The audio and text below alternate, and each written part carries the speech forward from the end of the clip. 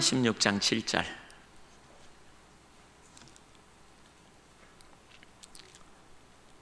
같이 한 목소리로 봉독하겠습니다. 시작. 여호와께서 사무엘에게 이르시되 그의 용모와 키를 보지 말라. 내가 이미 그를 버렸노라.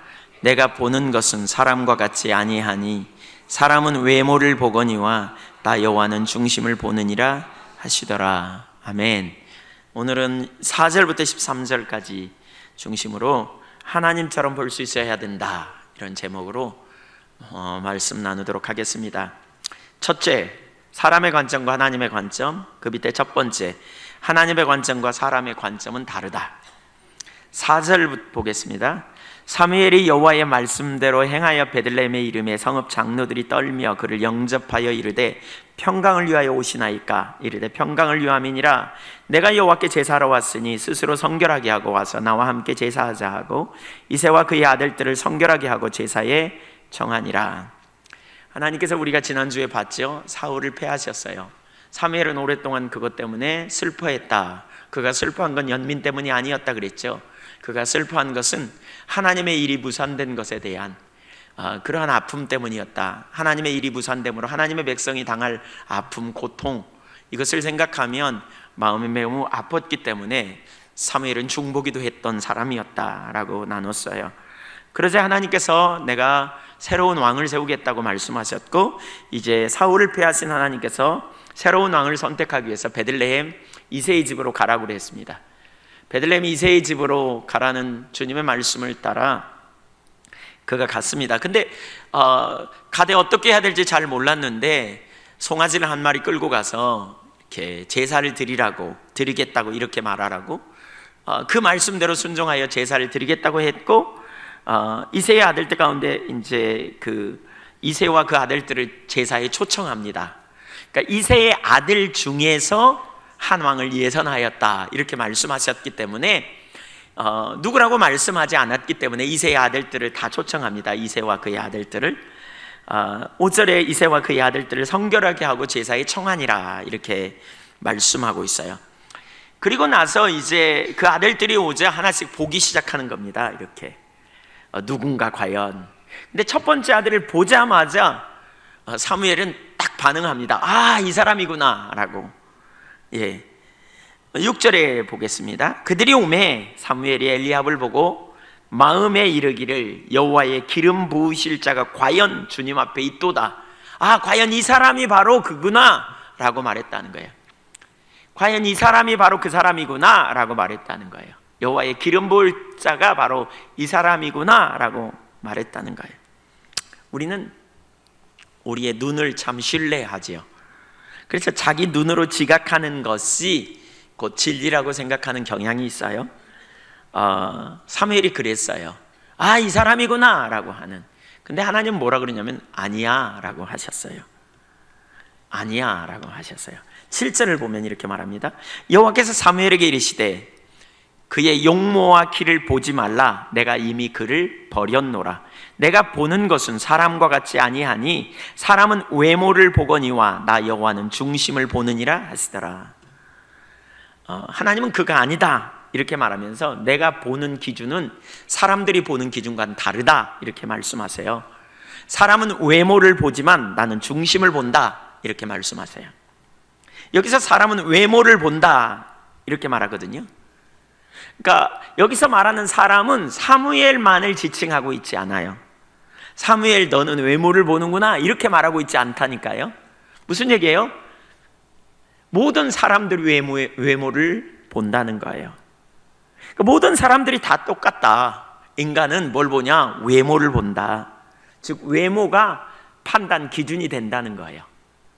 외모로 사람들은 판단하는 것이 기준이라는 거예요. 그런데 하나님은 다르다는 거예요. 하나님은 뭘 본다고요? 중심을 보신다. 여기 중심이라는 단어는 네바부라는 히브리어입니다. 근데 이 말은 마음이라는 뜻을 가져요. 하나님께서 마음을 보시되 내적인 겸손함, 인격, 진실성 이런 걸 보신다는 거예요. 그러니까 하나님이 보시는 것과 사람이 보는 것을 대조해서 설명하고 있어요. 사실 왜 처음부터 하나님께서 사무엘에게 이새의 집에 가서 그 막내 아들 다윗에게 기름을 부으라 이렇게 말씀하지 않으셨을까요? 우리가 지난주에도 잠깐 언급했지만 아무래도 하나님께서 가르치기 원하셨다는 걸 우리가 알 수 있어요. 그러니까 인간의 눈과 하나님의 눈이 다르다는 거, 성경을 보면서 우리가 염두에 둬야 될 게 그거거든요. 자꾸 우리가 배워야 돼요. 설교를 들으면서 자꾸 배워야 돼요. 근데 오늘 배워야 될 아주 중요한 한 가지가 뭐냐, 우리의 눈과 우리가 보는 눈과 하나님이 보시는 눈이 다르다는 거예요. 아, 나와 이 사람이 보는 눈이 다를 수 있어요. 왜 부부끼리 막 다투잖아요. 예, 다투는 이유가 뭐예요? 서로 보는 눈이 다르기 때문에 많은 경우에 다투죠. 근데 그런 다름 정도를 말하는 게 아니고요, 하나님이 보시는 것과 사람이 보는 눈의 차이를 말하는 거예요. 그러니까 성경은 하나님이 보시는 관점으로 우리에게 가르쳤고요, 하나님이 보실 때 우리의 삶의 행복을 가르치기 위해서 말씀을 주신 거거든요. 근데 우리가 성경을 읽으면서 내 관점으로 읽으면 하나님이 우리에게 주시는 진정한 행복의 길이 우리에게는 부담스러워 보일 수도 있다는 사실이에요. 그래서 우리가 하나님의 관점과 안목을 갖는 게 얼마나 중요한지 몰라요. 저는 오늘 설교를 준비하면서도 그렇고요, 제가 최근에 좀 울리는 것 같죠? 예, 약간 울리는 것 같은데 좀 덜 울리게 해보세요. 제가 최근에 주님을 찾고 구하면서 우리 삶의 가장 중요한 한 부분을 변화가 되어야 될 부분이 있다면 바로 이 관점의 문제가 아닌가 싶어요. 이 관점이 변해야 우리 삶이 변해요. 우리가 이렇게 말씀을 들은 대로 사는 게 아니고요, 보는 대로 살아요. 어떻게 보느냐가 어떻게 사느냐를 결정하게 돼 있기 때문에 이 보는 관점이 얼마나 중요한지 몰라요. 사람은 외모를 본다 그랬는데 하나님은 중심을 본다. 그래서 하나님은 중심을 보신다. 그 중심이 중요하다 이렇게 말하면 어떤 분들은 자꾸 이원론으로 생각해요. 뭐냐, 외모는 괜찮아, 그냥 중심만 중요해 이렇게 말하는. 그러니까 하나님은 미운 사람만 택해, 이 말이 아닙니다. 못생기는 사람만 하나님이 쓰임받는 말은 당연히 아닌 거 아시죠? 예. 12절에 보니까 다윗도 아름다웠다 그랬거든요. 그의 눈은 빼어나고 붉고 눈이 빼어나고 얼굴이 아름답더라 그랬거든요. 그러니까 이 말은 뭘 가르치냐면 판단 기준이에요. 가치 기준이에요. 어떤 사람인가를 볼 때 보는 눈의 우선순위, 관점의 우선순위를 가르치는 거예요. 사람은 우선적으로 외모를 가지고 판단한다면 하나님은 뭘 본다? 중심이 어떤지를 본다. 그 사람 됨됨이를 본다는 거예요. 이 관점이 다른 것을 가르치고 있고요, 이 관점이 전환되어질 때 우리 삶에 강력한 능력이 있어요. 모든 사람이 공통적인 관점, 이 잘못된 눈을 갖는다, 시각을 갖는다, 이걸 가르치거든요. 모든 사람이 공통적으로 잘못된 관점을 가지고 있다. 이게 뭐와 연관이 있냐면요, 아담의 타락과 연관이 있어요. 창세기 3장 5절 6절을 먼저 읽겠습니다. 같이 읽죠. 시작. 너희가 그것을 먹는 날에는 너희 눈이 밝아져 하나님과 같이 되어 선악을 알 줄을 하나님이 아심이니라. 여자가 그 나무를 본즉 먹음직도 하고 보암직도 하고 지혜롭게 할 만큼 탐스럽기도 한 나무인지라. 여자가 그 열매를 따먹고 자기와 함께 있는 남편에게도 주매 그도 먹은지라. 뱀의 형상으로 나타난 사단이 이렇게 유혹하는 거예요. 너 그거 따먹으면 먹는 날에는 너희 눈이 밝아져. 너 눈이 밝아진다? 이렇게 유혹해요. 그래서 하나님처럼 된다? 이렇게. 그러니까 이 관점의 문제를 가지고 얘기한단 말이에요. 너희 눈이 밝아진다? 너도 하나님처럼 될 수 있다? 이렇게 말해요. 그러니까 이 말은 이런 의미가 아니에요. 너 눈이 밝아지면 하나님이 보는 것처럼 너도 볼 수 있다? 이 말의 의미가 아니에요. 왜냐하면 눈이 밝아지면서 실상 하나님이 보실 때 생명의 길이 아닌데 생명의 길이라고 잘못 보거든요. 그래서 이 눈이 밝아진다는 말은요, 사실 하나님의 관점과 빗나간다는 거예요. 자기 관점을 갖는다는 거예요. 그래서 그 결과가 뭐예요? 6절에 보니까 그 말을 듣고 하나님이 절대로 먹으면 안 돼, 먹으면 너 죽어, 이거 먹으면 죽음을 경험할 거야 라고 말하는, 죽게 될 거야 라는 금단의 열매 앞에 섰더니 먹음직도 하고 보암직도 하고 지혜롭게 할 만큼 탐스러운 나무로 보였다는 거예요. 그렇게 보여서는 안 되거든요. 그건 그것은 절대로 생명을 주는 게 아니에요. 근데 이 관점이 변하면서 뭐야 그래요? 금단의 열매가 생명을 주는 것으로, 행복을 주는 것으로 보여졌다는 거예요.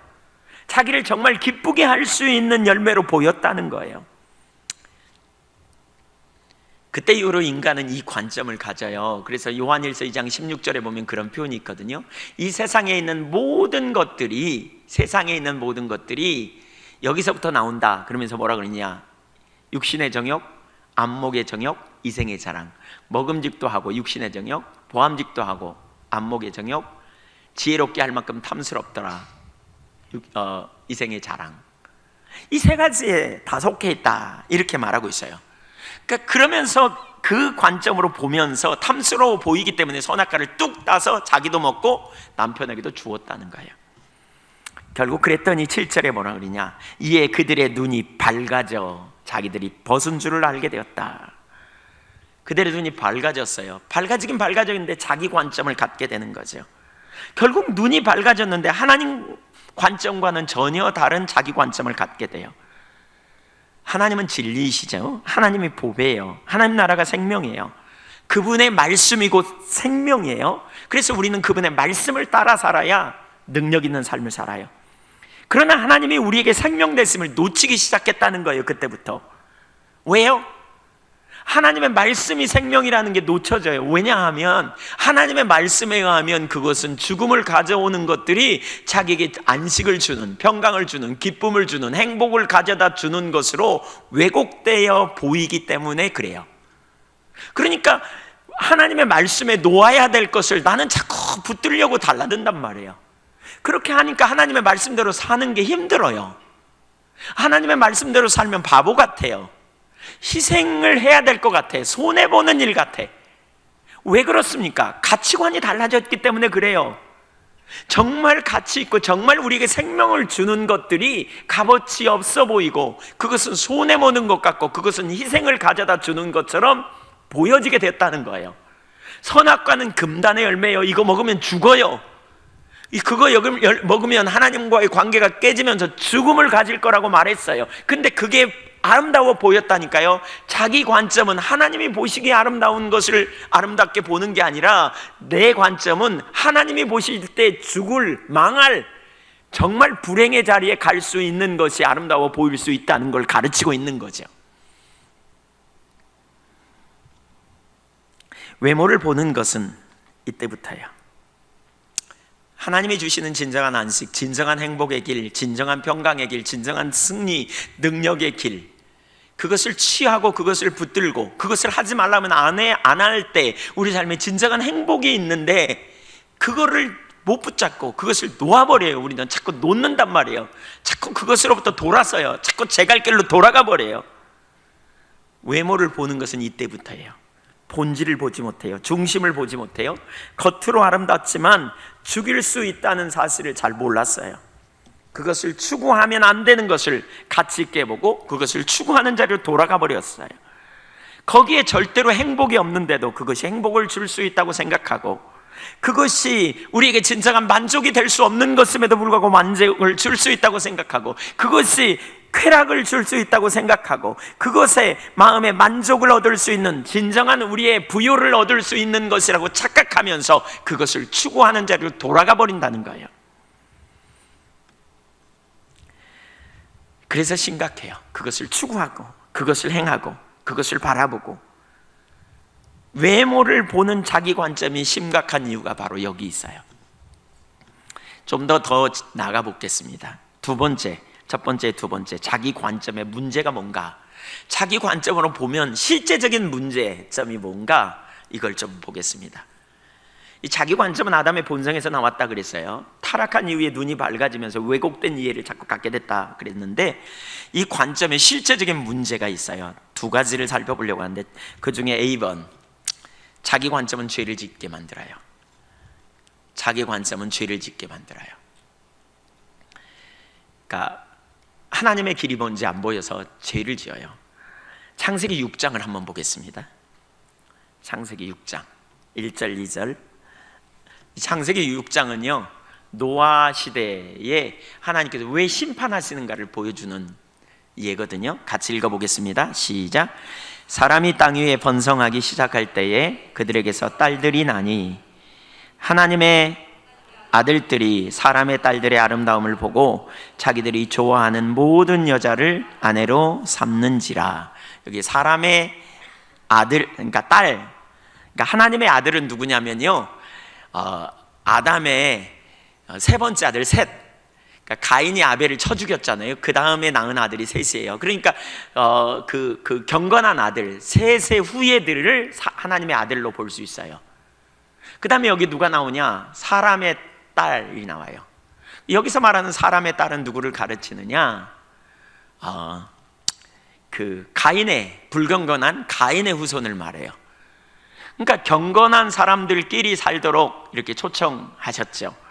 그런데 이렇게 그게 하나님의 뜻이 아닌데 하나님의 아들들이 불경건한 가인의 후손을 보고 결혼했다는 거예요. 후손과 결혼했다는 거예요. 그러니까 그들과 함께 결혼하는 것이 하나님의 뜻이 아니었어요.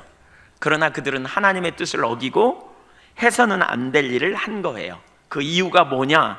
2절에 보니까 사람의 딸들의 아름다움을 보고, 그렇게 표현하고 있어요. 그러니까 외모를 봤다는 거예요. 여기 사람의 딸들의 아름다움을 봤다는 말은 그 중심이 아름다웠다, 이게 아니에요.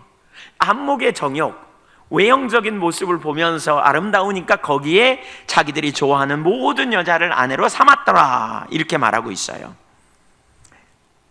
안목의 정욕을 따라 외모를 본 까닭입니다. 외모로 판단하고 자기들이 좋아하는 모든 여자를 따라간 것입니다. 이것을 두고 하나님께서 뭐라 그러시느냐? 심판하겠다는 거예요. 6장 5절 이하를 보겠습니다. 5절, 6절, 7절까지 같이. 여호와께서 사람의 죄악이 세상에 가득함과 그의 마음으로 생각하는 모든 계획이 항상 악할 뿐임을 보시고 땅 위에 사람 지으셨음을 한탄하사 마음에 근심하시고 이르시되 내가 창조한 사람을 내가 지면에서 쓸어버리되 사람으로부터 가축과 기는 것과 공중의 새까지 그리하리니 이는 내가 그것들을 지었음을 한탄함이니라 하시더라. 이게 악이라니까요. 그러니까 그들이 해서는 안 될 일을 했어요. 아담이 한 것처럼 해서는 안 될 일을 했어요. 왜 했어요? 외모를 취했기 때문이라는 거예요. 그러니까 눈에 보이는 대로, 눈에 보는 아름다움에 취했다는 거예요. 자기 눈에 좋은 대로 행했다는 거예요. 하나님의 뜻이 뭐냐? 하나님의 의도가 뭐냐? 하나님이 정말 좋은 길로 우리를 이끄시고 완전한 길을 준비하셨는데 하나님이 원하시는 좋은 것, 가장 귀한 것으로 우리에게 주시기 원하는 그것이 아니라 눈에 보이는 대로 선택하는 것, 이걸 택한 것이 하나님 앞에 죄였고 그것이 악이었다는 거예요. 여러분, 오늘날도 마찬가지입니다. 그리스도인의 결혼에 대해서 잠깐 우리가 생각해 보기를 원합니다. 성경은 그리스도인이 결혼하되 어떤 결혼을 해야 하는가에 대해서 말하되 고린도후서 6장 14절, 15절, 16절에 보면 이렇게 말해요. 너희는 믿지 않는 자와 멍에를 함께 매지 말라. 멍에를 함께 매지 말라, 이게 여러 가지 의미가 있습니다. 사업이나 뭐 여러 가지 의미가 있겠지만 여기서 말하는 한 가지는 결혼도 포함됩니다. 믿지 않는 자와 결혼하지 말라는 얘기예요. 의와 불법이 어찌 함께하며 빛과 어둠이 어찌 사귀며 그리스도와 벨리알이 어찌 조화되며 믿는 자와 믿지 않는 자가 어찌 상관하며 하나님의 성전과 우상이 어찌 일치가 되리요. 우리는 살아계신 하나님의 성전이라. 이와 같이 하나님께서 이르시되 내가 그들 가운데 거하며 두루 행하여 나는 그들의 하나님이 되고 그들은 나의 백성이 되리라 하셨느니라. 믿지 않는 자와 멍에를 갖지 말라, 이렇게 말하고 있어요. 이것은 두 사람의 목적이 다르기 때문에 방향이 달라 갈등이 끊어지지 않을 것을 아셨기 때문이에요. 신앙을 가진 사람은 위의 것을 찾아요. 빌립보서 3장 20절에 보면 뭐라고 그랬어요? 너희의 시민권은 하늘에 있다. 그래서 너희는 땅의 것을 버리고 위의 것을 찾으라 그랬어요. 그리스도인은 이 땅이 전부가 아님을 알아요. 영원한 가치가 있는 것이 무엇인지를 알아요. 영원한 나라, 하나님 나라를 소망하는 사람들이에요. 그래서 땅의 것을 멀리하고 하늘의 것을 추구해요. 그러나 불신자는 땅의 것을 추구해요. 믿지 않는 자와 결혼은 반드시 신앙적 후퇴나 신앙의 상실을 가져오기 때문에 멍에를 함께 하지 말라고 말하는 거예요. 믿지 않는 사람이 연애하는 동안에 예배당에 올 수도 있고 교회를 함께 가주겠노라 말을 할 수도 있고 결혼 후에 신앙생활을 보장하겠다고 약속할 수도 있어요. 그러나 이것은 지켜지지 않은 경우가 대부분이에요. 생각해 보십시오. 일반적으로 연인들이 연애할 때 대개 언제요? 토요일 날이나 주일 날 시간이 있을 때, 그렇죠? 그때 대개 뭐예요? 교회 오는 거 별로 원치 않고 주말에 여행 가고 산책을 하든 영화를 보든 자신의 그런 어떤 쾌락이나 본능을 따라 다니잖아요. 그런데 그런 귀중한 시간에 예배당에 가자고 하면 쉽게 동의하기가 어렵잖아요. 결혼 이후의 신앙생활은 불신자 아내 또는 불신자 남편과 많은 경우에 갈등을 만들어내는 이유가 거기 있어요. 그게 불을 보듯 뻔해요. 그럼에도 불구하고 왜 결혼해요? 우선순위가 바뀌어서 그래요. 우선순위가 뭐냐? 외모여서 그래요. 외모라는 게, 여기서 말하는 외모는요, 키나 얼굴 생김만을 말하는 게 아니에요. 여기서 말하는 외모는 뭐예요? 그 사람의 소유 여부, 그 사람의 직장, 직업, 그 사람이 가진 어떤 그런 재산, 재물, 그 사람의 학력, 이런 부분에 초점이죠. 그것이 외모예요. 통상적으로 볼 때. 그래서 외모로 사람을 취해요.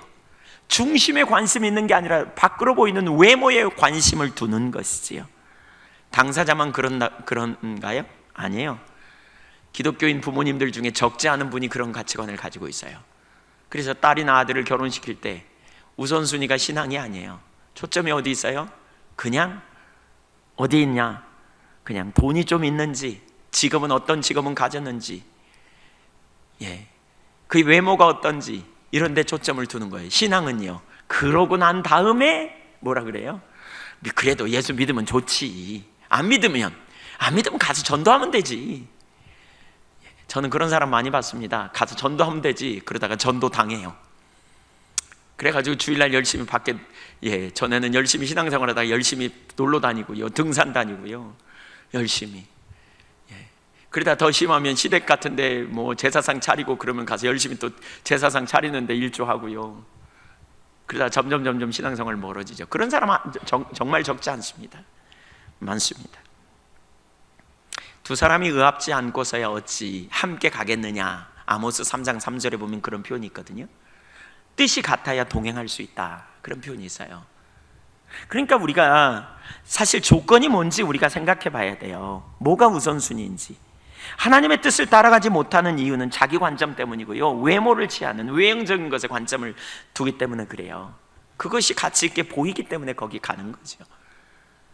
여러분, 진정한 우리 가운데 행복이 뭔지 우리가 대단히 착각하는 것 중에 하나는 선악과 따먹으면 행복할 거라고 생각하거든요. 금단의 열매를 따먹으면 행복할 거라고 생각해요. 그게 우리에게 만족을 주는 거라고 생각해요. 그런데 여러분, 그렇지 않아요. 왜 그래요? 우리는 외모를 취하는 세상에 살기 때문에 그래요. 외형적인 것에 우리의 초점을 두기 때문에요. 진정한 행복이 무엇인지 우리가 기억할 필요가 있어요. 하나님이 왜 그 길로 가라 그러는지, 왜 그렇게 말씀하시는지 우리가 기억해야 된다고요.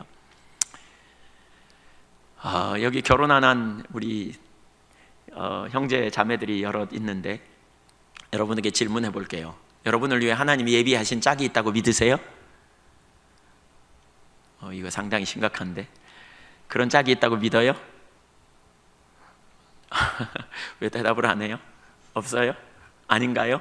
그냥 백말탄 왕자면 족한가요? 그냥?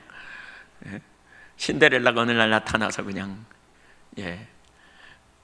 우리 부모님들 대답해 보세요. 여러분, 하나님이 예비하신 짝이 있다고 믿으세요? 정말 믿으세요? 근데 이것도 다시 한번 질문해 볼게요. 하나님이 예비하신 짝이 아님에도 불구하고 결혼할 수 있다고 믿으세요?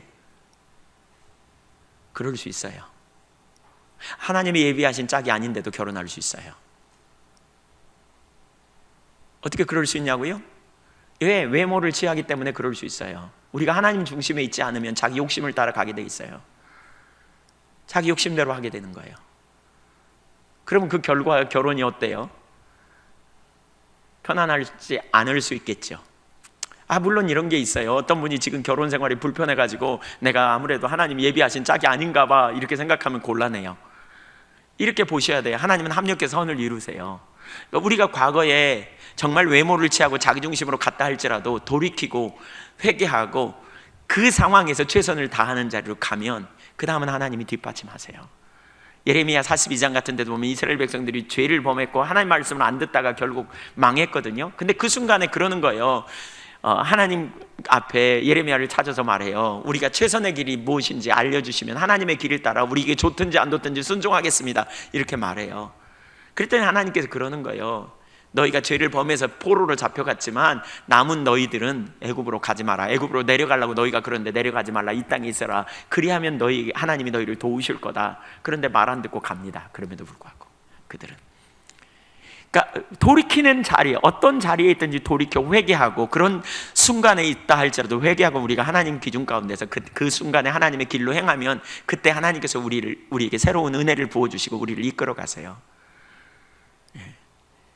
또 이렇게 말하면 어떤 결혼 안 하는 우리 형제 자매들은 그럴지 모르겠어요. 우리 청년들, 나는 나중에 가서 회개하더라도 우선 눈에 보이는 사람하고 갈래요, 뭐 이런.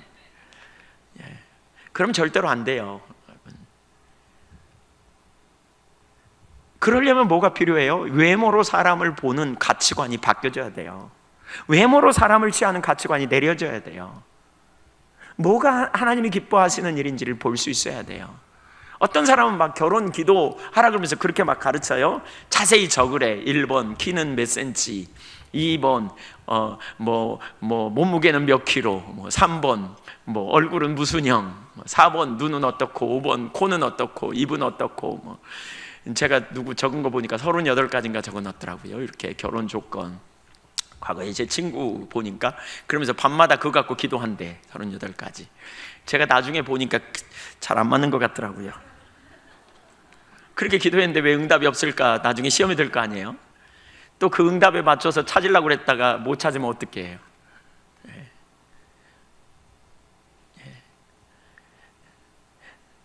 하나님이 주신 소원이라면 그렇게 적으면서 기도하는 것도 의미가 있어요. 근데 대개 뭐예요? 자기 육신의 욕망을 따라, 안목의 정욕을 따라 우리가 그렇게 정하기가 너무너무 쉽다고요. 이제 저 같은 경우는 결혼하면서 이렇게 기도했습니다. 하나님, 저를 저보다 더 잘하시니까 제게 꼭 맞는 사람 붙여주십시오. 그러면서 그래도 저도 눈이 있으니까 4가지 조건을 제가 걸었습니다. 이렇게. 그래서 어쨌든 결혼하면서 살다 보니까 제 아내가 저보다 완벽주의지 않습니까?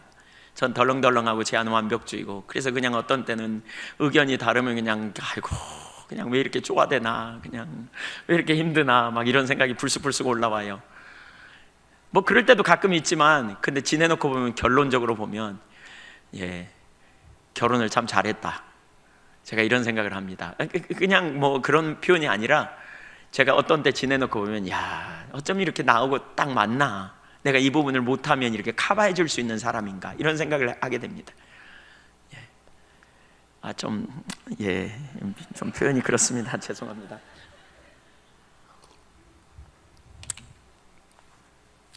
우리의 초점이 어디 있어야 하는가를 다시 생각해 보시자고요.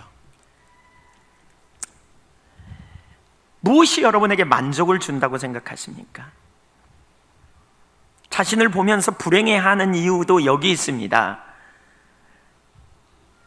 내게 행복을 주는 것이 무엇이라고 생각하십니까? 나는 좀 더 큰 집에서 살면 행복할 거다.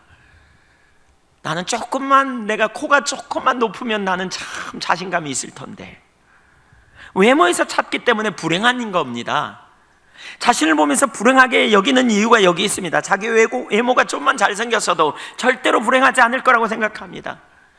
조금만 좋은 집에서 살면, 조금만 넓은 차를 타면, 좋은 옷을 입으면 행복할 것이라고 우리는 그런 추구를, 그런 가치관을 가지고 있습니다. 그것이 하나님의 뜻을 따라가지 못하게 하는 핵심 이유인 것, 우리가 이것을 알아야 합니다. 그것 때문에 죄를 범하게 됩니다. 스스로를 정죄하고 열등의식에 빠져서 자신을 향한 하나님의 선한 뜻을 깨닫지 못하는 이유도 바로 여기 있습니다. 자신의 외모 때문에, 낮은 자존감 때문에 사로잡히고 열등의식에 빠져서 헤매는 이유도 바로 여기 있습니다. 중심을 보시는 하나님 앞에 신실한 삶을 살 수가 없습니다. 이런 가치관을 가진 사람은 계속해서 사람에게 어떻게 보이는가에 관심이 되게 많이 있습니다. 외모에. 그래서 잘 못 살아도 남에게 잘 보이려고 큰 집, 큰 차, 뭔가 화려한 옷, 이런 것에 보이는데 관심을 자꾸 둡니다.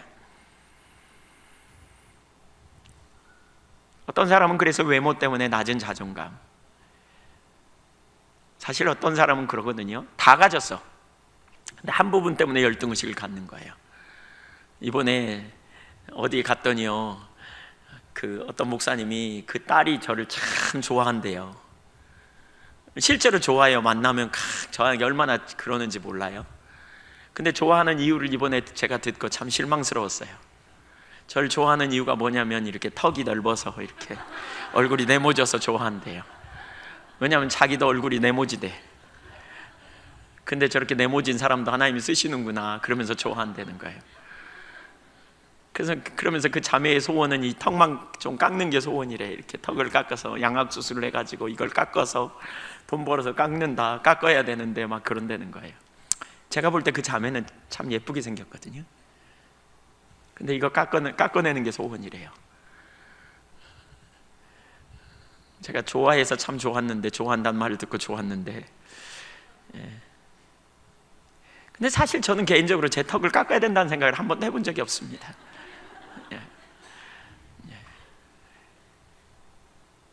그러니까 어떻게 보느냐의 차이예요. 얼굴이 네모지다고 그냥 저를 그렇게 봤을지 모르지만 저는 제 얼굴에 대해서 하나도 열등의식이나 그것 때문에 제가 뭐 그런 자리에 있지 않거든요. 우리 어르신들을 보세요. 제 얼굴이 얼마나 복스러운 얼굴이라 그러는지. 이렇게 이 관점이 달라요. 요즘이야 계란형이지만. 외모를 추구하는,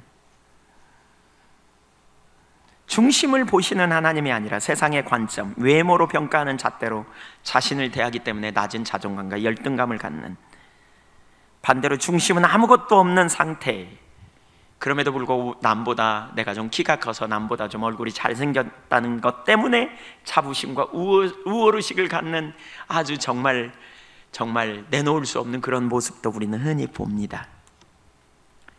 여기 외모에 빠져 있으면 이런 인생은 비참한 인생입니다. 외모를 추구하면 그것의 노예가 돼요. 자기 스스로 그것에 매여 있기 때문에 자유함이 없습니다.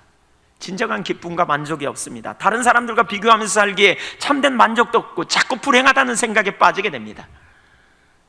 내가 가진 것, 내가 가진 소유, 어떤 사람은 나름대로 잘 살면서 자기보다 더 잘 사는 사람을 보면 그냥 낙심하고 좌절하고 콧받치는 모습을 봅니다. 가치관이 어디에 있는지 금방 드러납니다. 그 사람이 뭘 추구하는 사람인지 금방 보여집니다. 여러분, 우리가 예수 믿는 사람은 우리의 진정한 만족과 승리와 참된 안식이 하나님께 있음을 알고, 우리가 주님을 알고 주님 안에 진정한 행복과 능력이 있다는 사실을 우리는 깨달아야 되는 거죠. 제가 여러분 아까 우리 예배 시작하기 전에 제가 그렇게 물었습니다. 오늘 행복하시냐고요. 생전 안 하던 멘트를 제가 날렸어요. 오늘 행복하십니까? 라고 물었어요. 어떤 분은 그런 표현을 많이 하죠. 제가 그런 의도로 한 거 아니에요. 행복하다 말이 능력이 있다, 그래서 행복하다 그럼 나도 모르게 행복해진다, 이걸 말하는 게 아니에요. 진짜 여러분의 행복한지 아니면 불행한지, 뭐가 여러분을 행복하게 하고 불행하게 하는지 살펴보십시오. 뭐가 여러분으로 하여금 기운 빠지게 하고 뭐가 여러분으로 하여금 소망을 갖게 하는지 생각해 보십시오. 영원한 가치가 있는 하나님 나라를 소유한 자, 그것 때문에 여러분의 행복이 있어야 돼요. 사실 그러잖아요. 불행하세요? 왜 불행하세요? 하나님 나라를 소유한 자로서. 여러분 왜 불행하세요? 여러분 나이가 많아서 불행합니까? 얼굴에 주름이 생겨서 불행합니까?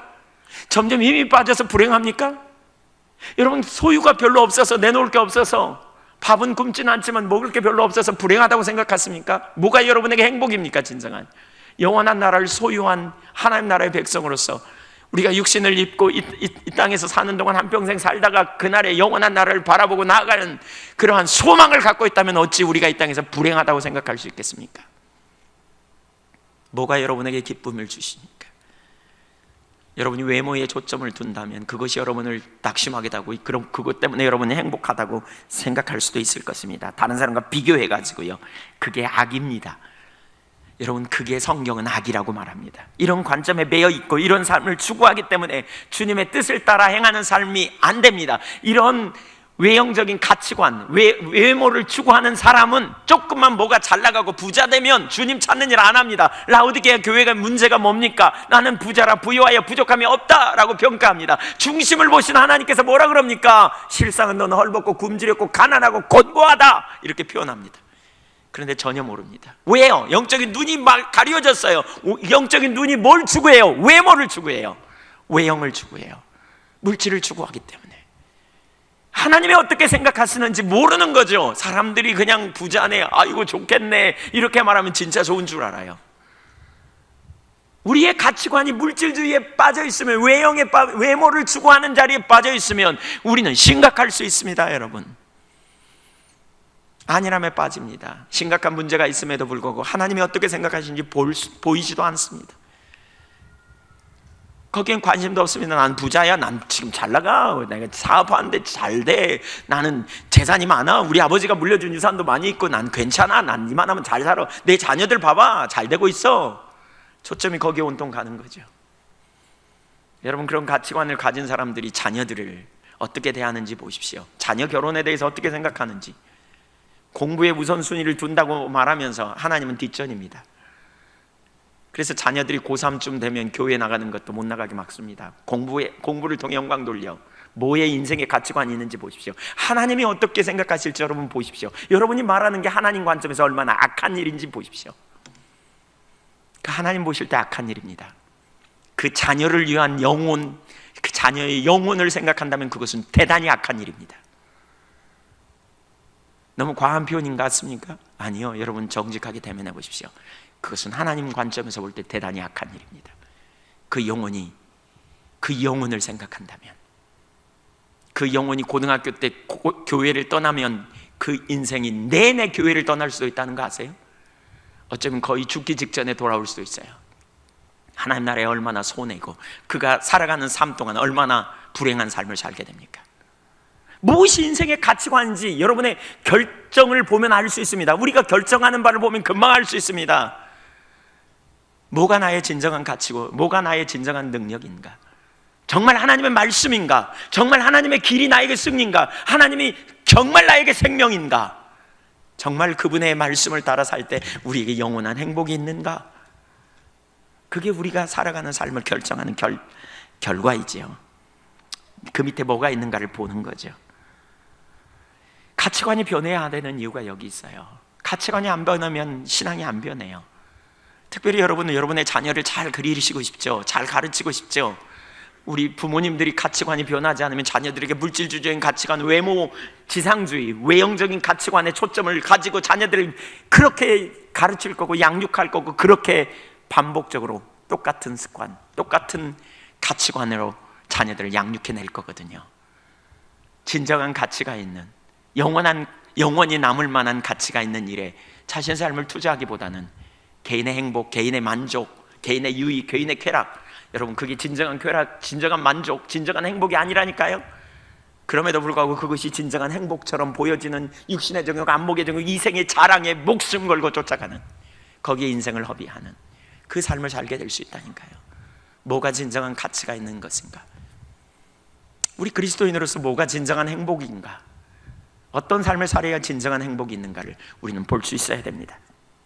그뿐만 아니라 다른 사람에 대해서도 차별되게 대함으로 죄를 범합니다. 외모로 취하게 되면 이웃을 내 몸처럼 사랑하라는 말씀을 어기게 되어 있어요. 야고보 기자는 이 외모로 보는 것에 대해서 이렇게 경고합니다. 야고보서 2장 1절 보겠습니다.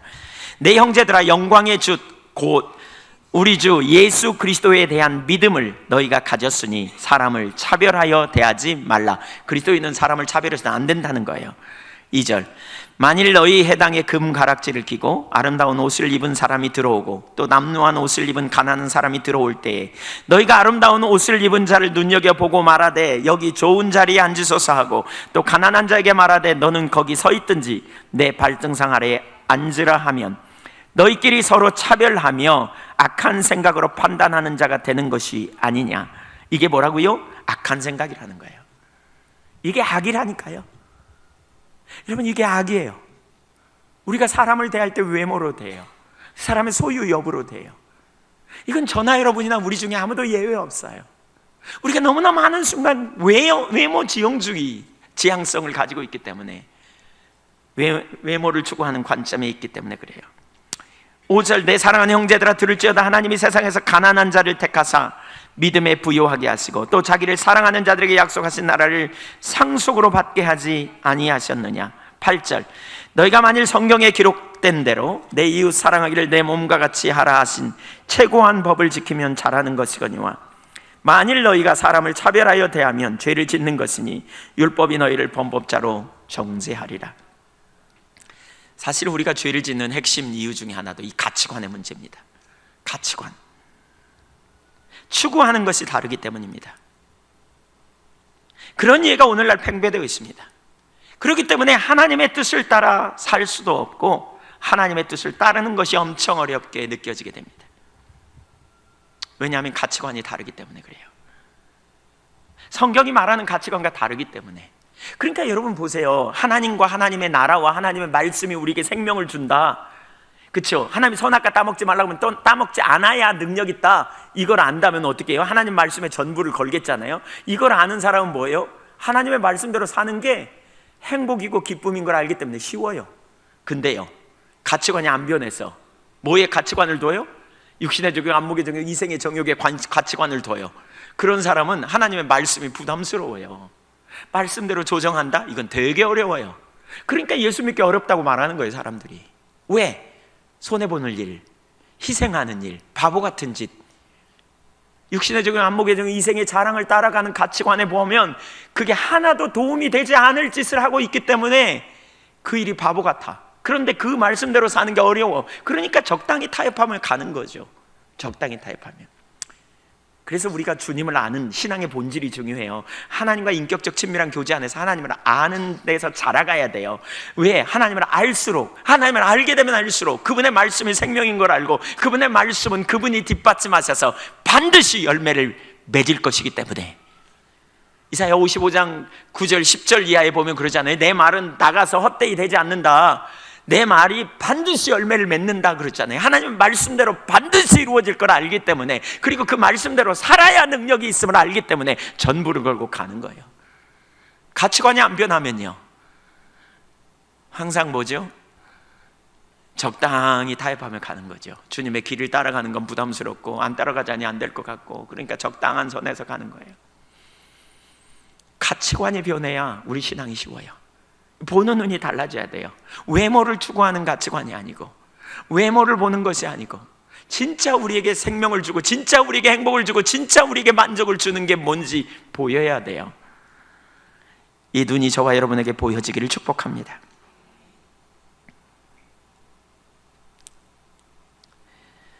성경에서 놓아야 할 것이라고 가르치지만 그것을 놓으면 불행하다고 생각하기 때문에 못 놓는 거죠. 왜요? 하나님의 관점과 달라요. 하나님은 나를 위하여 독생자, 당신의 독생자를 아끼지 않고 내놓으셨어요. 그래서 그분이 놓으라 그러면 그분이 놓아야 진정한 행복이 있거든요. 그분이 놓으라 하는 것을 놓아야 행복이 있거든요. 그래야 만족이 있거든요. 그래야 자유함이 있거든요. 근데 못 놔요. 왜요? 선악과 안 따먹어야 복이 그렇잖아요. 진정한 생명이 있잖아요. 근데 따먹어야 돼. 왜? 너무 좋아 보여. 그러니까 이 관점이 뒤집어지지 않으면 근본적인 전환이 안 들어요. 변화가 필요하죠? 왜 삶이 안 변하는 줄 아시죠? 말씀을 들어도 왜 안 따라가는지 아시겠어요? 보는 관점이 안 바뀌어서 그래요. 안목의 정욕, 이생의 자랑, 육신의 정욕에 쫓아가니까, 그냥 그게 좋아 보이니까. 이 관점이 변하면 아마 우리 여기 젊은 청년들은 결혼도 잘할 거예요. 그렇죠? 예, 제대로 볼 거예요. 하나님 주신 짝을 착착 만나가지고 그냥. 예.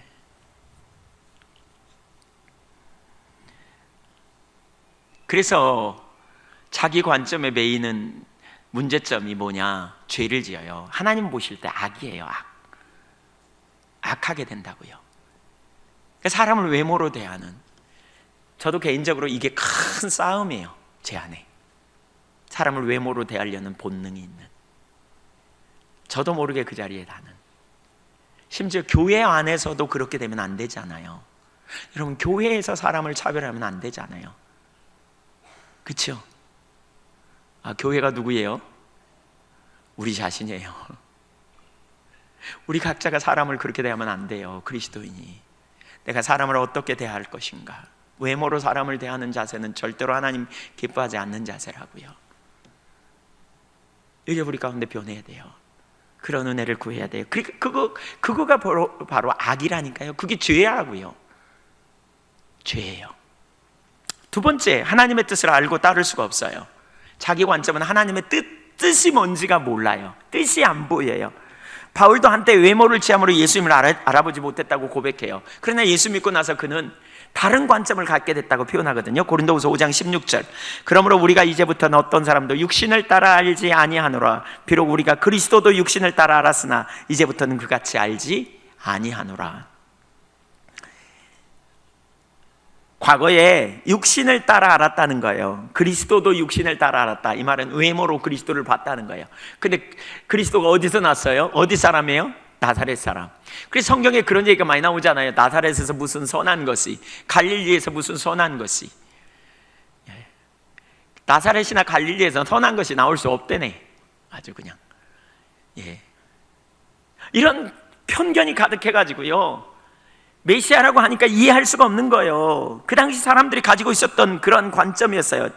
그래서 절대로 메시아일 리가 없다는 거죠. 그래서 예수 그리스도 안에서 외모로 보는 관점을 바울 사도가 그리스도를 알고 난 다음에 바뀌었다는 거예요. 사람들은 외모로 보지만, 이 세상은 외모로 보지만 이제 나는 중심을 본다. 나는 다른 관점을 갖는다 라고 말하고 있어요. 우리 그리스도인들에게 이것이 얼마나 중요한지를 깨달아야 돼요. 외모로 보면 절대로 하나님의 뜻을 못 따라간다니까요. 여러분, 하나님 뜻이 안 보이는 이유가 거기 있어요.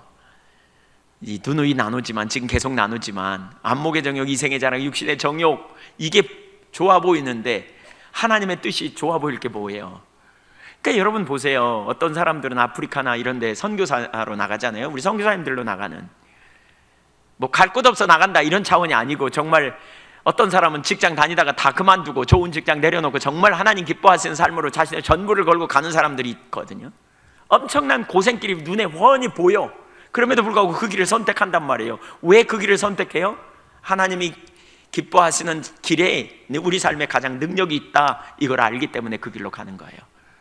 하나님이 기뻐하시는 자리에 있어야 진정한 승리가 있다, 이걸 알기 때문에 그러는 거예요. 그래서 기꺼이 그 길을 가는 거죠. 근데 자기 중심, 자기 관점에 있으면 하나님의 길이 보일 리가 없잖아요. 그래서 결국 뭐예요? 실패하는 거예요. 결국 넘어져요. 우리도 마찬가지예요. 많은 경우에 우리가 외모로 사람을 취하는 경우가 되게 많이 있죠. 오늘 본문에 사무엘도 하나님의 뜻을 놓칠 뻔했어요. 하나님의 뜻은 다윗이었어요. 그러나 사무엘은 엘리압을 보자마자 이가 그니라고 표현한 거죠. 싹 돌아간 거예요. 무엇이 하나님 뜻인지 안 보인 거죠. 세 번째, 두 번째, 세 번째, 우리가 가져야 될 두 가지 자세. 첫 번째, 세 번째입니다. 우리가 가져야 될 두 가지 자세. 그래서 중요한 게 뭐냐? 겸손입니다. 겸손. 우리가 보는 관점에 편견이 있음을 기억하실 필요가 있어요.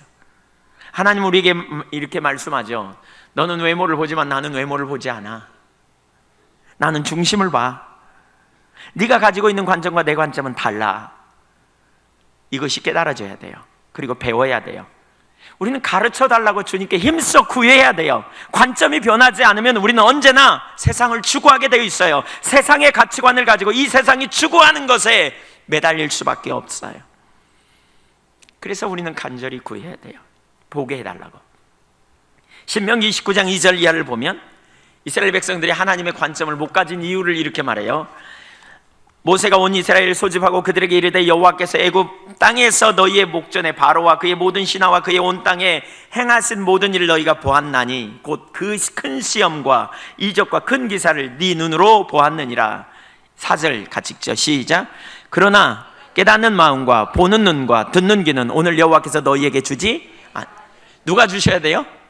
여호와께서, 하나님이 주셔야 된다는 거예요. 깨닫는 마음, 보는 눈, 듣는 귀. 못 주니까, 그걸 안 주시니까 어떻게 해요? 맨날 엉뚱한 짓 하는 거예요. 보아도 못 배워요. 40년 동안 이스라엘 백성들 때문에 하나님께서, 지난번에 우리 시편 95편에서 봤죠. 40년 동안 진노하셨다고요. 왜? 그들에게 가르치려고 그렇게 해도 못 배우니까, 하나님의 의도를 전혀 모르니까. 왜요? 관점이 어긋나서 그래요. 외모로 취하는 관점. 하나님이 그들의 관점이 아니었어요.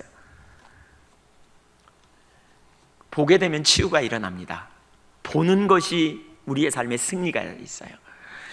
마태복음 13장 15절 보겠습니다. 이 백성들의 마음이 완악해져서 그 귀는 듣기에 둔하고 눈은 감았으니 이는 눈으로 보고 귀로 듣고 마음으로 깨달아 돌이켜 내게 뭘? 고침을 받을까 두려움이라. 여러분, 보면 고침을 받게 되어 있어요. 보면 치유가 일어나요. 보면 회복이 일어나요.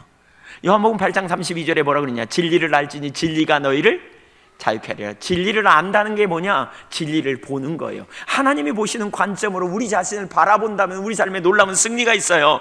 우리는 외모로 자기를 보며 열등의식에 빠졌고 낮은 자존감에 헤매는 사람들이 있어요. 나는 살아서 뭐해? 나 같은 사람은 죽어버리면 좋겠어. 뭐 이러다가 우울증 걸리는 사람들 적지 않아요? 낮은 자존감, 열등의식, 자기가 내놓을 거 없다는. 그래서 새로운 어떤 하나님이 자기를 위해 이루실, 자기를 통해서 이루시기 원하는 위대한 하나님의 계획이나 의도도 전혀 인식하지 못하고 낮은 자존감에 사로잡혀서 파묻혀 지내는 사람, 도전의식이 전혀 없는 사람들, 이런 사람들 적지 않습니다. 근데 하나님의 관점으로 자기를 본다면요, 나는 비록 거무나, 아가서 1장 5절에 보면 술람 여인이 그렇게 고백하거든요. 나는 비록 거무나 아름답다. 나는 비록 내놓을 게 아무것도 없지만 주님이 나와 함께 하실 때 내가 그분 안에서 능치 못함이 없다. 나는 비록 연약하지만 그분이 나와 함께 하실 때 내 삶에 놀라운 능력이 있다. 이게 보여지기를 축복합니다. 나는 비록 넘어졌고 실패했으나 그러나 주님이 나를 빚어가시고 주님이 나를 인도하실 거다. 주님 안에 능력이 있다. 나는 주님을 신뢰한다. 그래서 우리는 매 순간마다 일어나는 거예요. 보혈을 통해서 영광의 보좌 앞에 나아가는 거죠. 나는 비록 연약하나 주님은 능치 못함이 없다. 내가 비록 지금 작고 보잘것없고 초라하지만 하나님은 나를 통해 놀라운 일을 이룰 거다. 내가 비록 실패하고 넘어지고 주저앉지만 하나님이 나를 빚어갔으면, 에베소서 2장 10절에 너희는 그의 만드신 바라 그랬어요. 만드신 바라, 포이에를 작품으로 하나님이 빚어갔을 것이다 이 말입니다. 너를 하나님이 작품으로 빚어갔을 거다 이 말입니다. 우리 속에 착한 일을 시작하시니까 그 일을 마치려면 그 능력이 조금 더 부족함이 없음을 내가 아노라. 빌립보서 1장 6절에 그렇게 말했습니다. 내가 비록 연약하지만 하나님이 나를 만들어 가실 거다. 하나님의 관점으로 보는 사람은 쉽게 낙심하거나 좌절하지 않습니다. 포기하지 않습니다. 내 환경도 그렇습니다. 내 환경을 내 관점으로 바라보면 앞이 안 보입니다. 나는 불행한 가정에서 태어났고 나는 내놓을 게 하나도 없고 내 앞날은 암담하다. 나는 뭐 별로 좋은 학교에 나오지도 않았고 좋은 뭐 직업도 아니고 앞으로 어떻게 살아가야 될지 암담하다라고 보일지 모릅니다. 그러나 하나님을 신뢰한다면 그분이 나를 인도하시고 그분이 나를 도우시고 그분이 내 앞날을 붙드시고 이끌어 가실 거라는 믿음의 신뢰 가운데 서게 될 거고요. 감당치 못할 시험을 허락지 아니하고 시험 당할 즈음에 피할 길을 내사 능히 이기게 하실 것을 보는 것입니다. 하나님의 관점을 가진 사람은 담대합니다. 보면 치유가 일어나요. 보면 회복이 일어나요. 그래서 보는 눈이 복되다고 말하고 있어요. 보는 눈이 복돼요. 그래서 우기쌈을 당해도 쌓이지 않고요. 이런 사람은요, 답답한 일 당해도 낙심치 않아요. 치유가 일어난다니까요. 회복이 일어난다니까요. 주님이 나를 붙들고 계시다는 사실을 알기 때문에 담대하다니까요.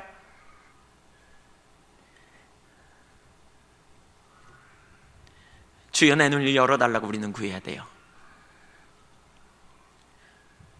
한번 따라서 보세요. 주여 내 눈을 열어 보게 하옵소서. 하나님의 관점을 저로 갖게 하옵소서. 보는 눈은 복됩니다. 제가 그렇게 원고를 정리하다가 여기다 그렇게 썼습니다. 주님, 제가 보는 눈 되기를 원합니다. 제가 볼 수 있기를 원합니다. 사무엘도 실수했어요. 사무엘도 선입견을 가지고 있었어요. 사무엘이 어떤 사람이에요? 평생 주님과 동행했던 사람 아니에요? 그는 나이가 많았어요. 오랜 세월을 살았다고요. 하나님과 동행하면서. 그런데도 결정적인 순간 그는 보지 못했어요. 그래서 우리 모두에게는 겸손함이 필요해요. 안다고 생각하는 거 내리세요. 경험이 아무리 많고 능력이 있다 할지라도 완전하지 못해요. 여러분에게 뭔가 놀라운 능력이 함께하고 어떤 사람에게는 은사가 나타나서 자기는 하나님의 은혜가 많이 부어지고 있다 할지라도 여러분 겸손하세요. 겸손해야 봐요. 겸손해야 보여요. 겸손해야만 주님께서 보게 하셔야만 우리가 알 수 있어요. 그래서 우리는 겸손하게 주님 보는 눈을 내게 부어달라고 구하셔야 돼요. 우리 안에 답이 없어요. 기억하세요. 순간순간 성령의 인도하심을 받아야 될 이유가 여기 있어요. 또 한 가지 우리가 생각해 볼 것은 중심을 보시는 하나님 앞에 애통함으로 시작해야 돼요. 우리 겉이 아니라 중심을 보시는 주님의 눈을 의식하자고요. 우리 겉을 보고 사람들은 알아주고 인정해 주는 것 같죠? 그러면 밖에서 다 좋은 사람이라 그래요. 그러면 자기는 진짜 좋다고 생각해. 신앙생활을 하면서도 나는 남하고 뭐 싸운 적도 없고, 나는 크게 부딪힌 적도 없고, 그래서 나는 다 좋은 사람이, 나는 말씀대로 열심히 살려고 노력했고 나는 좋은 사람이야, 이런 의식 갖고 와서 있는 사람들 적지 않아요? 근데 여러분 기억하세요, 하나님은 중심을 본다니까요. 하나님은 내 중심 속을 들여다보신다니까요. 그래서 우리는 하나님 앞에 뭐예요? 애통함을 가지고 겸손히 서야 돼요. 절대로 먹어서는 안 될 금단의 열매, 그것을 먹는 날엔 죽을 것이라고 하였는데도 불구하고 그것을 따먹어요. 사람들이 눈앞의 이익을 위해 거짓말하고 잠시 동안의 쾌락을 추구하여 생각하여 유혹에 넘어가는 경우가 얼마나 많아요. 정말 영원한 가치가 있는 것에서 우리의 마음이 자꾸 멀어져 가버려요. 별로 영양가 없는 것에 목숨 거는, 남에게 보이고 싶어서 사치하고, 남에게 보이는 것에 목숨 걸고, 사람들이 평가하면, 뭐라고 말하면 움츠려들어서 다시는 안 하려고 그러고, 사람들이 뭐라고 말하면 예쁘다고 입고 나갔는데 몇 사람만, 두세 사람만, 아이고 그거 너하고 절대 안 맞는다 그러면 절대 안 입죠. 그건 우리가 얼마나 외모에, 그냥 사람들의 눈에 얼마나 많이 휘둘리는가. 남에게 보이고 싶어서. 사울이 왜 실패한 줄 아십니까? 지난 2주 전에 우리가 살폈죠. 사람들에게 자기 이미지 관리하려다가 망하지 않았습니까? 이미지 관리. 기독교인이 다른 사람과 다른 이유가 뭡니까? 정말 가치 있는 것을 보는 사람들입니다. 이 땅에서 사는 것이 전부가 아님을 아는 사람, 적당히 살다 가면 그뿐이 아니라는 걸 아는 사람, 창조주 하나님이 계심을 알기 때문에, 그분의 길에 승리가 있음을 알기 때문에 희생하고 헌신하는, 나눌 줄 아는 사람. 여러분, 외모를 쫓아가면 실망해요. 외모는요 얼마 못 가요. 아무리 아름다워도요 한 40 중반쯤 되면 잔주름 생기기 시작하고, 한 50 넘어가고 60, 70대 보세요. 다 똑같아요. 이제 그렇지 않아요? 참 한때 아름다웠던 얼굴도, 팽팽하던 얼굴도 다 비슷해져 가잖아요. 외모가 우리에게 진정한 행복을 준다고 생각하세요? 그것이 진정한 만족이라고 생각하세요? 그걸 추구하기 때문에 마침내 조금 시간이 지나고 나면 그것 때문에 실망하고 낙심하고 그러죠. 그것 때문에 외모 지상주의, 거기에 중독돼 가지고 성형을 뭐 30번씩 해대고, 나중에는 뭐 한다는 말이 원래 얼굴로 돌아가고 싶어요, 뭐 이렇게 표현하는. 만족을 못하니까 결국 원래 얼굴이 제일 나았다, 뭐 이렇게 표현하는 거죠.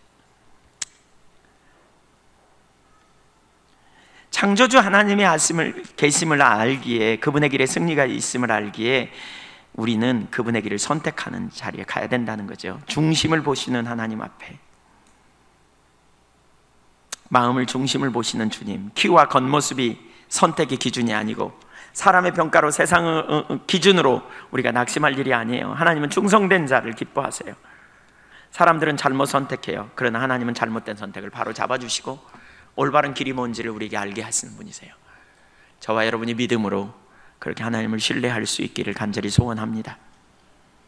두 번째는 간단히 살펴보겠습니다. 하나님은 알고 계시고 은혜를 주시는 분이십니다.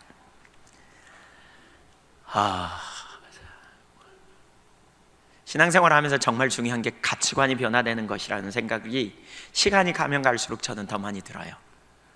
제가 최근에 그런 생각을 되게 많이 해요. 가치관과 관련된 영역을 비춰달라고 하나님 앞에 되게 기도하고 있어요. 이 가치관이 바뀌어야 되는데, 우리 부모님들이 자녀 잘 기르고 싶잖아요. 부모님들의 가치관이 바뀌면 자녀는 잘 길러져요. 틀림없어요. 가치관이 변화되는 게 얼마나 중요한지 몰라요. 여기 우리 선생님들 여러분 계시는데, 선생님들도 가치관이 변해야 돼. 자녀들, 그 학생들 대할 때. 그러면 좋겠어요. 자, 두 번째, 하나님은 알고 계시고 은혜를 주시는 분이십니다. 사무엘이 이새에게 묻습니다. 네 아들이 다 왔느냐? 그러니까 5절에 보니까 이새의 아들들 데려오라고 했거든요. 다 데려오라고. 그러나 다윗은 거기 끼지 못했습니다. 그는 무시당할 만큼 별로 중요한 위치에 있지 못했던 사람입니다. 누가요? 다윗이요. 그래서 그를 데려가지 않았습니다. 사무엘은 매우 당황해요. 11절을 보겠습니다. 같이 읽습니다. 11절 시작. 또 사무엘이 이새에게 이르되 네 아들들이 다 여기 있느냐? 이새가 이르되 아직 막내가 남았는데 그는 양을 지키나이다. 사무엘이 이새에게 이르되 사람을 보내어 그를 데려오라. 그가 여기 오기까지는 우리가 식사자리에 앉지 아니하겠노라. 다 왔냐? 그랬더니 막내가 하나 있는데 양을 돌보고 있습니다, 이렇게 표현해요. 여기 막내라는 말의 원어가 하가탄이라는 단어거든요. 근데 이 말의 의미가 뭐냐? 가장 작은 자, 이런 뜻이에요. 별로 중요하지 않은 자, 이런 의미가 있어요. 하가탄이라는 말은 히브리어는 별로 중요하지 않은 자, 가장 작은 자, 이런. 사실 다윗은 그 이새의 8명의 그 아들이 있는데 그 중에 막내예요. 그 막내. 요셉은 사실 많은 자녀 중에 한 자녀였지만 특별히 사랑을 받았지만 다윗은 그랬는지 잘 모르겠어요. 왜냐하면 다윗의 시편을 보면 이런 시편이 있거든요. 시편 27편 10절에 보면 뭐라 그러느냐? 내 부모는 나를 버렸으나 여호와는 나를 영접하시리이다, 이렇게 표현했어요. 내 부모가 나를 버렸다는 거예요. 이 다윗이 쓴 시예요. 그러니까 다윗은 자기 부모에게 버림을 받았다, 뭐 이런 표현이에요. 어쩌면 이 사건을 두고 말하는지도 모르겠어요. 이 사건, 부모는 그 왕을 선택하려는 그 자리에 막내를 제껴버렸어요. 막내는 포함되지 않을 거다, 이렇게 생각했을 거예요. 근데 하나님은 그를 선택했다는 거예요. 하나님은 이새의 8째를 알고 계셨어요. 사람들은 다 몰랐어요. 아빠도 아버지도 그를 별로 이렇게 내세우지 않았어요. 그러나 하나님은 보이지 않는 막내, 내세울 것 없는, 별로 보잘것없는 아이였던 이 막내를 알고 계셨다고요. 사람들이 인정하지 않아도, 데려오지 않아도 다 알고 계셨다는 거예요. 그리고 그를 택하셨어요. 여러분, 이게 참 되게 중요해요. 하나님은 저와 여러분을 아세요. 있으나 마나한 존재처럼, 때로는 별로 관심 갖지 않은 그러한 존재처럼 스스로 여러분이 여러분 자신을 생각한다 할지라도, 실제로 주변 사람들에게 별로 영향을 미치지 못하는 것처럼 보인다 할지라도 하나님은 여러분을 아셨고 여러분을 아셔서 부르셨다고요. 그래서 이사야 43장에 보면 뭐라고 그랬냐? 그가 너를 지명하여 불렀나니, 그랬어요. 내가 너를 지명하여 불렀나니 너는 내 것이다, 이렇게 표현하고 있어요. 하나님의 관심이 중요해요. 비록 보잘것없고 양이나 지키는 무명의 신세였지만 다윗은 하나님의 선택을 받은 자라고요. 오늘 우리에게 주시는 이 본문이 주시는 메시지 중에 아주 중요한 본문이 바로 이 부분이에요. 외형적으로 내놓을 게 별로 없다 할지라도 낙심하지 말라는 거예요.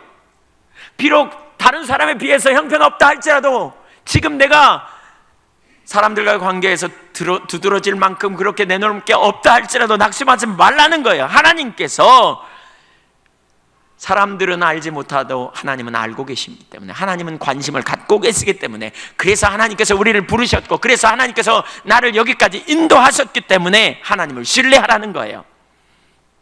외모 때문에 나는 하나님께 별로 쓰임받을 게 없을 거야, 하나님 나 같은 사람을 쓰시겠어? 라는 생각도 내리라는 거예요.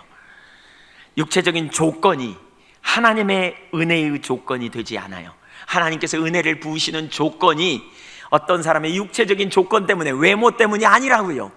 그 사람의 외모와 상관없이, 그 사람의 소유와 상관없이, 그 사람이 가진 지혜와 상관없이 하나님이 은혜를 부으시기로 작정하면 주신다고요. 고린도전서 1장 27절에 이렇게 말합니다. 그러나 하나님께 세상에 미련한 것들을 택하사 지혜 있는 자들을 부끄럽게 하려 하시고 세상에 약한 것들을 택하사 강한 것들을 부끄럽게 하려 하시며 하나님께 세상에 천한 것들과 멸시받는 것들과 없는 것들을 택하사 있는 것들을 폐하려 하시나니 이는 아무 육체도 하나님 앞에서 자랑하지 못하게 하려 하심이라.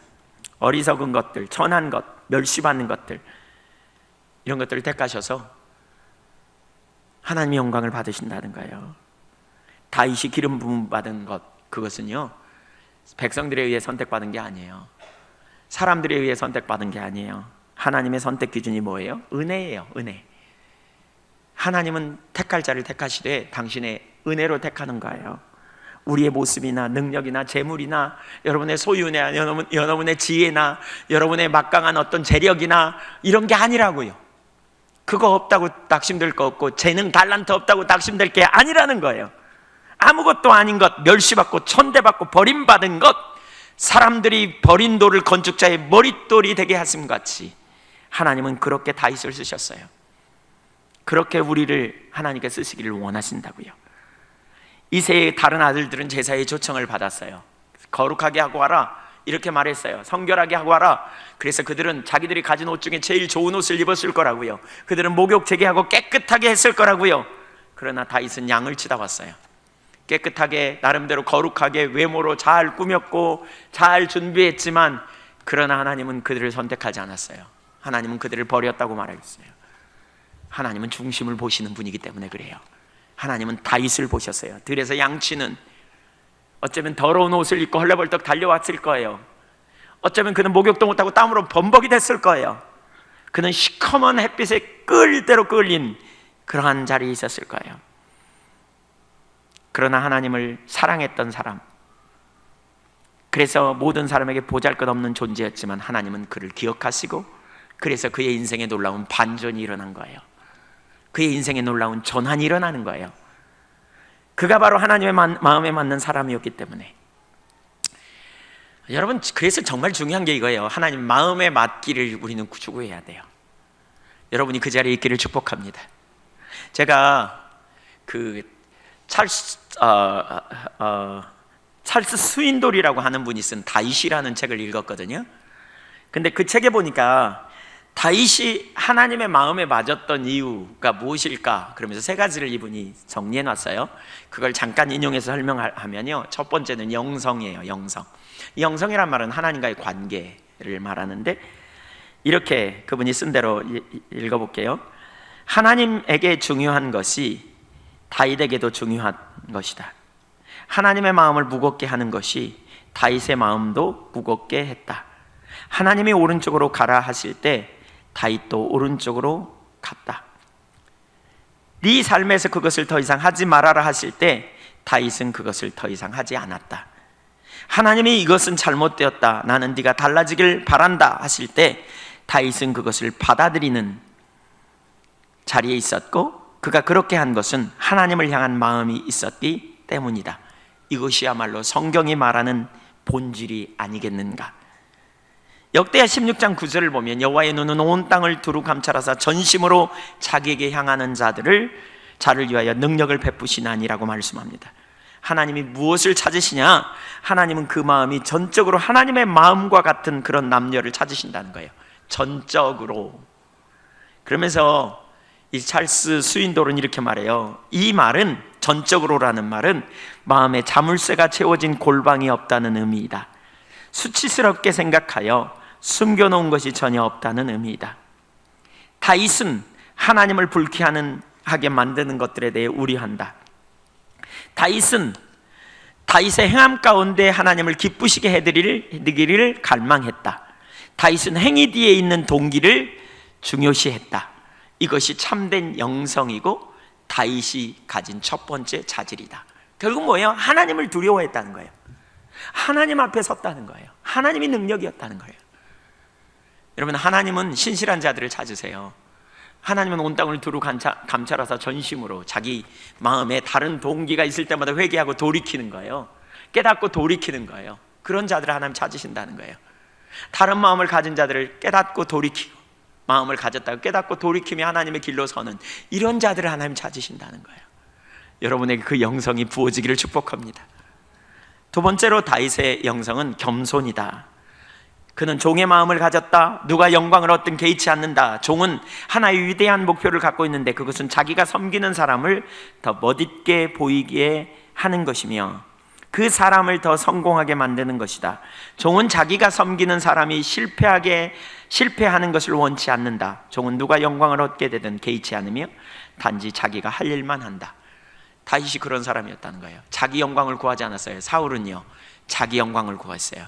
다윗은요, 하나님의 영광을 구했어요. 하나님의 영광을 위해 살았어요. 그랬더니 하나님이 그를 높이시는 거예요. 제가 성경을 보면서 깜짝 놀란 게요, 다윗 이야기가 900번도 더 나와요. 다윗. 아브라함 이야기가 그보다 반절도 적어요. 300몇 번 나와요. 아브라함이라는 이름이. 근데 다윗은 900번이 넘게 나와요. 그만큼 하나님은 다윗. 다윗에 대한 이 관심이 얼마나 하나님이 많은지 몰라요. 왜 그런지 여러분 이해하시겠어요? 그만큼 다윗이 하나님을 경외했던 사람이고요. 그렇게 하나님 찾는 이유가 거기 있어요. 세 번째, 다윗은 진실함 사람이었어요. 시편 78편 70절, 또 그의 종 다윗에게 다윗을 택하시되 양의 우리에서 취하시며 전 양을 지키는 중에서 그들을 이끌어내사 그의 백성인 야곱 그의 소유인 이스라엘을 기르게 하셨더니, 그러니까 왕으로 삼았다는 거죠. 72절, 이에 그가 그들을 자기 마음의 완전함으로 기르고, 여기 완전함이라는 단어가 뭐냐? 인테그리티라는 영어 단어예요. 이 말은 이렇게 번역하기가 아주 어려운 단어라 그래요. 그 말은 뭐냐? 처음부터 끝까지 정직함, 신실함, 완전함, 뭐 이런 거예요. 하나님 앞에 투명함, 이런 의미예요.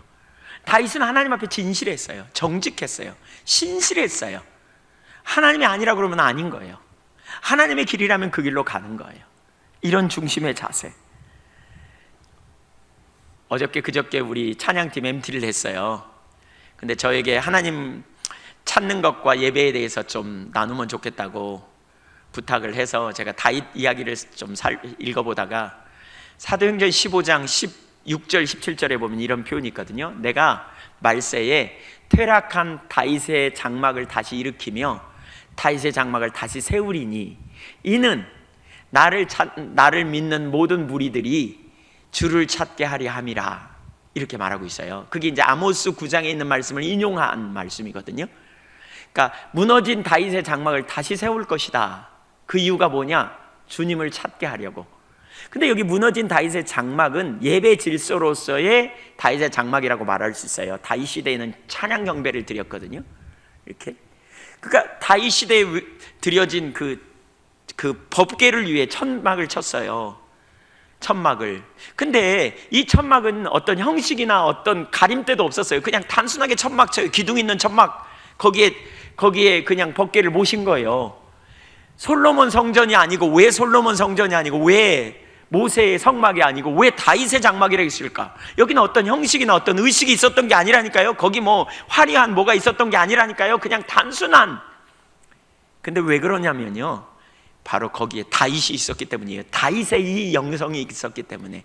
다윗이 이렇게 하나님을 추구하고 하나님과 함께 있기를 원하고 그분의 임재를 사모하고 그분과 동행하며 그분의 길을 따라가기 원했던, 그게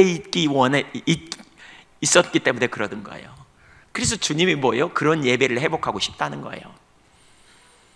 저와 여러분이 그런 예배가 회복되는 그러한 중심에 있기를 간절히 소원합니다.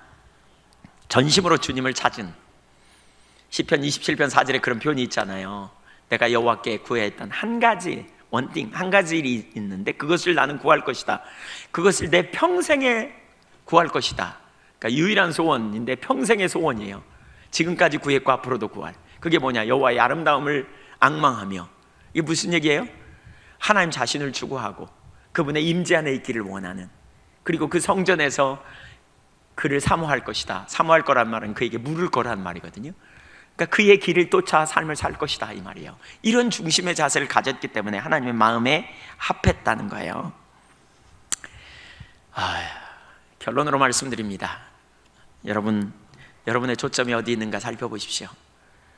여러분 어떤 가치관을 가지고 삽니까? 혹시 지금 열등의식이 있습니까? 혹시 사람에게 보이려고 하는 것 때문에 씨름하고 있지 않습니까? 여러분 행복하십니까? 여러분 불행하십니까? 여러분 자주 낙심되는 이유가 뭡니까? 왜 그렇습니까? 다른 사람이 뭔가 재물을 자랑하고 다른 사람이 자녀를 자랑하면 여러분은 같이 코 빠지고 낙심되는 이유가 뭡니까? 무엇이 여러분의 인생의 가치관인가를 보시기 바랍니다. 주님이 함께 하시면 우리 인생에 진정한 행복이 있음을 기억하십시오. 주님이 여러분의 인생에 진정한 만족이 되시기를 축복합니다. 중심을 보시는 하나님께서 그렇게 주님 자신을 찾는 무리를, 주님을 전심으로 구하는 무리를 찾으십니다. 비록 여러분이 지금 감추어 있고, 비록 여러분 세상에서 드러날 게 아무것도 없고 내놓을 게 아무것도 없다 할지라도, 여러분이 그렇게 지속적으로 주님을 찾고 구하고 주님을 갈망하고 주님과 함께 있기를 원하면 아무도 여러분을 감출 수 없을 것입니다. 하나님께서 여러분을 알고 계십니다. 하나님께서 지금 여러분이 어떤 상태인지를 너무너무 잘 알고 계십니다. 그 주님께서 마침내 여러분을 회복시키실 것입니다. 사람에게 보이려고 애쓰지 마십시오. 외모를 바라보는, 외모를 추구하는 가치관이 있다면 회개하고 돌이키시고요, 그리고 비록 지금 내가 어떤 상태에 있다 하든지 하나님께 신실하면, 그리고 그분, 나를 알고 계시는, 아무도 모르지만, 다른 사람들이 나를 무시할 수 있지만 나를 아시는 주님께서 마침내 나를 세우고 나를 이끌어 가시고 나를 인도하실 거다, 이런 믿음을 가지고 주님 앞에 신실함으로 서는 믿음의 종들이 되시기를 주님의 이름으로 축원합니다. 하나님은 외모를 보지 않습니다. 중심을 보십니다. 그 주님 앞에 신실하게 나아가는 우리 모두가 되기를 간절히 소원합니다. 기도하겠습니다.